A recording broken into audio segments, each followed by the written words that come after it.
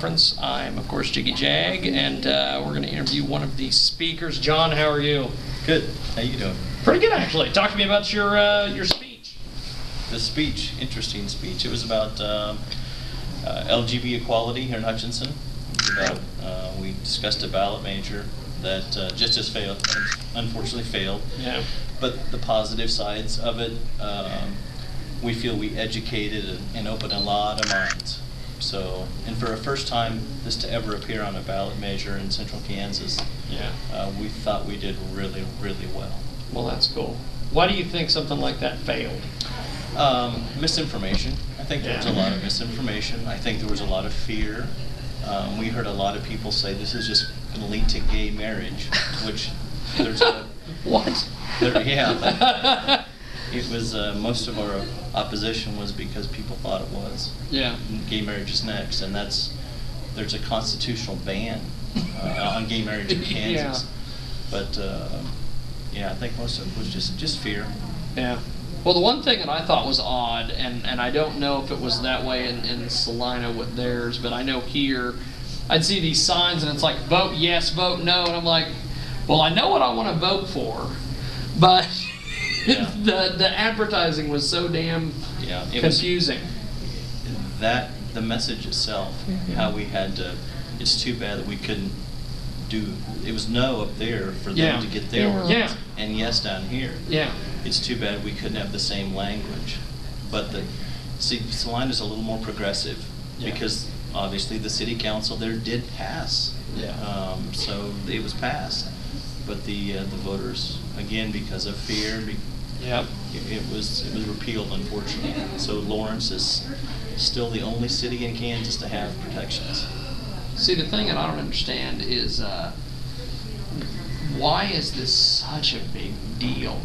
Because it's like I was talking to a buddy of mine upstairs, and he was saying that they were talking about, well, religious freedom and all these things. It's like, that has nothing to do with anything. Yeah, it really doesn't. Yeah, it has nothing to do with it. There was not going to be anything. Churches were even exempt from this ordinance by state law. KSA 44-1009 exempts churches and religious organizations. Yeah. So they didn't have to do anything. But the really cool thing, is they had a kid vote USA, and all the high school students got to participate, and they were actually they got to vote on our issue. Yeah. If you were like 9th grade and up, they passed it overwhelmingly, which is so encouraging. It's encouraging. Yeah. It doesn't faze them, it doesn't bother them, which, man, that made me feel good. I mean, I know we lost, and we've got a lot of people that are kind of down about it, but that was encouraging. Yeah. Well, that's cool. Well, talk to me about your experience here at the 140. What did you think of the atmosphere and the people?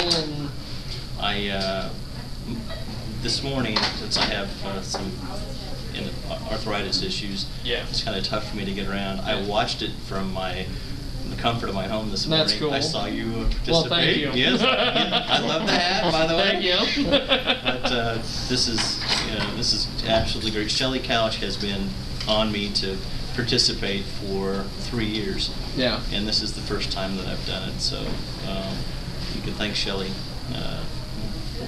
for making me do it. And I'm glad to be here. It was a great experience, and I'll be back. That's cool. Well, how do we find you on Twitter and all the social media places? Twitter, our organization is at KEC Hutch. Okay. And my own personal Twitter is at JP462. Really simple. That's cool. So. Well, thanks, sir. You bet. I appreciate it. Thank you so much. And thanks for watching KJRadio.com.